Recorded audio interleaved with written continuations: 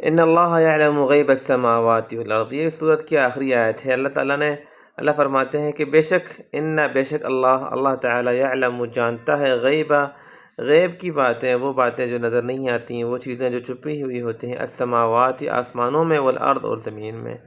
بے شک زمین اور آسمان کی ساری غیب کی باتیں اور سارے غیب کے معاملات اللہ جانتا ہے۔ یہ پچھلی آیت کے ساتھ بھی یہ آیت جڑی ہوئی ہے کہ جب انہوں نے کہا کہ ہم وہ جو اسلام اور ایمان کا معاملہ تھا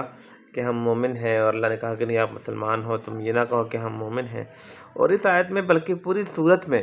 اللہ تعالیٰ نے گویا یہ بات آخری آیت یہ رکھ کے یہ بتا دی ہمیں کہ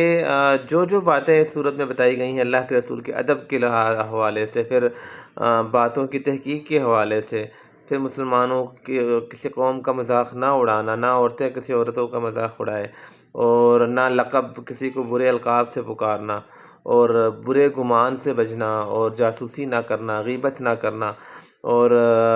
یہ کہ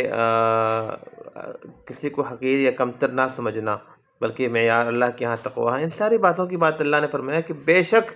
اللہ زمین اور آسمان کی ہر غیب کی باتوں کو، یعنی جو تمہارے دل میں بھی جو بات ہے نا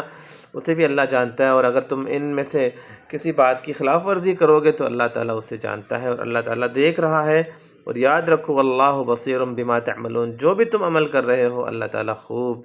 واقف ہے، اور اللہ تعالیٰ اس عمل کو دیکھ رہا ہے۔ اللہ تعالیٰ ہمیں اس صورت پر عمل کرنے کی توفیق عطا فرمائے۔ اللہ تعالیٰ اس صورت کو ہماری زندگی کا حصہ بنا دے، اور اس صورت پہ عمل کر کے اللہ تعالیٰ ہمیں ایک اچھے اخلاق کو اپنانے کی توفیق عطا فرمائے، اور برے اخلاق سے اللہ تعالیٰ ہم سب کو بچائے۔